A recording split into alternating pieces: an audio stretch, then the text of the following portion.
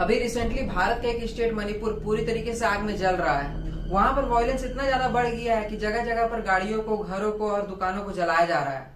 Situation इतनी ज्यादा Wars हो गई है कि आर्मी तक को बुलाना पड़ गया है और वहाँ पर इंटरनेट फैसिलिटी को भी पूरी तरीके से बंद कर दिया गया है। मणिपुर स्टेट के आधा से भी ज्यादा डिस्ट्रिक्ट में कर्फ्यू लगा दिया गया है और आर्मी को शूट एट साइट का ऑर्डर भी दे दिया गया है कि जहाँ लोगों की भीड़ दिखे तो वो उनको गोली मार दे।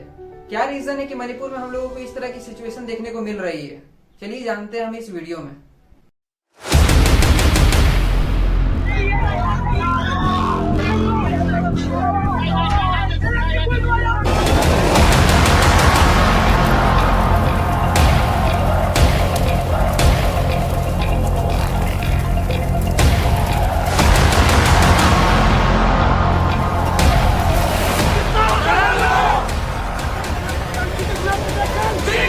Thousands of people on Wednesday turned up for the Tribal Solidarity March.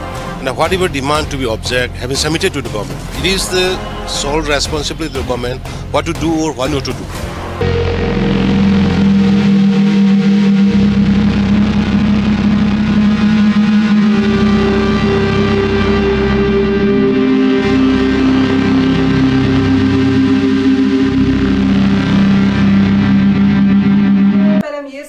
Manipur में ऐसा होने के पीछे कारण क्या है?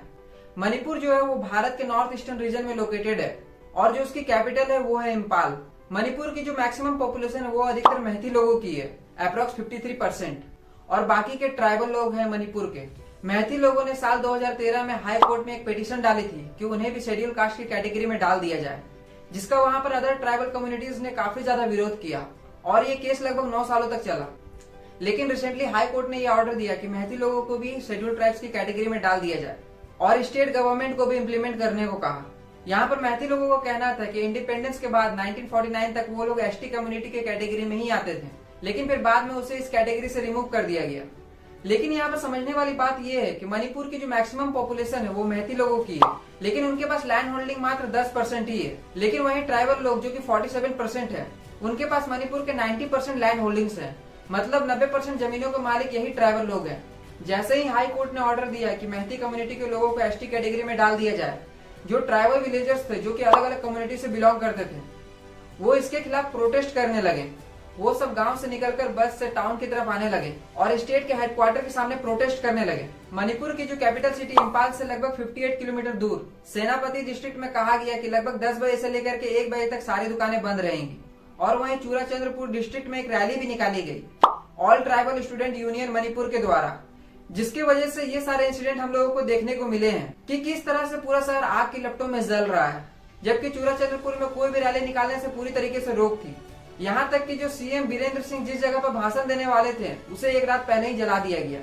एक टाइम था जब लोग अपर कास्ट में पैदा होने या फिर अपर कास्ट बनने के बारे में सोचते थे, लेकिन अभी जस्ट सिचुएशन उल्टा हो गया। लोग लोअर कास्ट बनने के लिए लड़ रहे हैं कि उन्हें सारे बेनिफिट्स मिल सके, जैसे कि जॉब्स में रिजर्वेशन या फिर एजुकेशन में रिजर्वेशन या फिर गवर्नमेंट के कई सारे टैक्स रिलीफ स्कीम्स का फायदा उठा सके, जो कि केवल लोअर कास्ट के लोगों को ही मिलती है। यहाँ तक कि उनके पूर्वजों को प्रॉपर्टी को कोई दूसरा कम्युनिटी वाला खरीद भी नहीं सकता है और उनकी कल्चर और आइडेंटिटी भी प्रोटेक्टेड रहती है। मेहती लोगों का ये कहना है कि जितने भी बांग्लादेशी लोग हैं या फिर म्यांमार के लोग हैं, वो लोग माइग्रेट करके इम्फाल में आ जाते हैं और उनकी लैंड्स को खरीद लेते हैं, जिससे उनको डर है कि उनकी कल्चरल आइडेंटिटी खत्म ना हो जाए। इसी वजह से वो लोग शेड्यूल ट्राइब्स की कैटेगरी में आना चाहते हैं कि वो अपने एंसेस्ट्रियल लैंड को प्रोटेक्ट कर सके।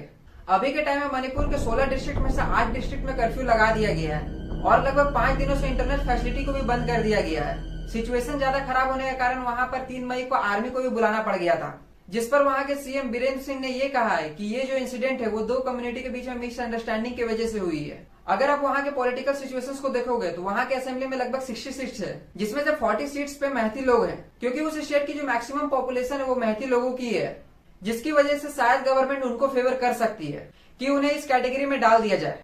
आपका पॉइंट ऑफ व्यू मेरे लिए काफी ज्यादा इंपॉर्टेंट है, तो प्लीज कमेंट करके जरूर बताइएगा। अगर आप मेरे चैनल को देखते हो तो प्लीज सब्सक्राइब करके ही जाइएगा।